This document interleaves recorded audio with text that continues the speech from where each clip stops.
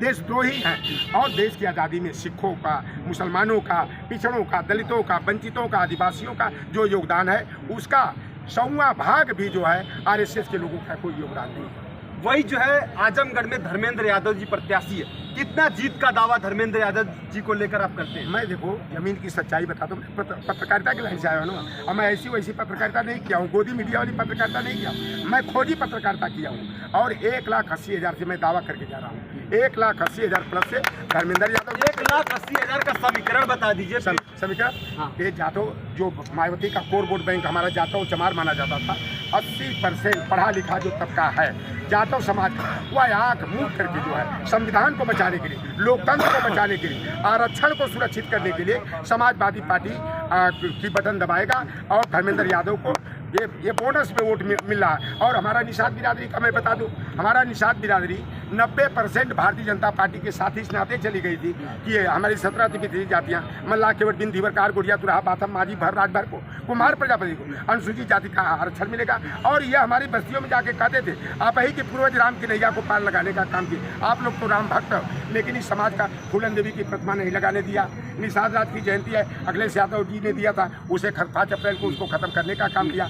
बालू मौरंग खनन का मत्स्य पालन का पट्टा हमारे निषाद समाज को मिलता था, ई टेंडरिंग की व्यवस्था करके खुली नीलामी करके हमारे समाज से छीन करके माफियाओं को देने का काम किया। इसलिए ये निषाद समाज इस बार जो 95%, चाहे मल्लाह हो, चाहे केवट हो, चाहे बिंद हो, चाहे कश्यप हो, एकजुट होकर समाजवादी पार्टी के वोट देने जा रहा है। और जो अति पिछड़ी जातियाँ, चाहे मौर्या हो, चाहे कुर्मी हो, राजभर हो, चौहान हो, प्रजापति हो, ये सारी जातियों का बड़ी संख्या में, बड़े परसेंटेज में जो है समाजवादी पार्टी की तरफ रुझान बढ़ी है। इसलिए दावे और बड़े हो सकते हैं, लेकिन जो मुझे अभी तक का ग्राउंड रिपोर्ट मिली है, 1,80,000 से अधिक मतों से धर्मेंद्र यादव जी और लालगंज से 1 लाख प्लस वोट से जो है दरोगा प्रसाद सरोज जी जो है चुनाव जीते। वही संगीता आजाद जो है बसपा छोड़कर जो है भारतीय जनता पार्टी ज्वाइन कर लिए, सांसद थी, नीलम सोरकर को टिकट मिला, तो उनके जाने से क्या समीकरण वहाँ कुछ बदलता है? कोई 1% नहीं।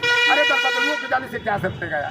ये संविधान, लोकतंत्र और संविधान ही नहीं रहेगा तो लौटर राम निषाद हो, चाहे नीलम सोनकर हो, चाहे कोई यादव जी हो, चाहे पटेल जी हो, चाहे वर्मा जी हो, चाहे शर्मा जी हो, राजनीति कहाँ रह जाएगी? अगर 24 में सरकार बन गई तो संविधान की जगह मनुस्मृति का विधान लागू कर दिया जाएगा। ओबीसी SC ST विरोधी गुरु गोलवलकर की bunch of thought we are our nation define की नीतियाँ लागू हो जाएगी। और जैसे किम जोंग ने चाइना में, जिनपिंग ने दक्षिण कोरिया में और पुतिन ने रसिया में आजीवन प्रधानमंत्री का प्रस्ताव पारित कर दिया है 24 के बाद, ऐसा लेकिन आएगा नहीं।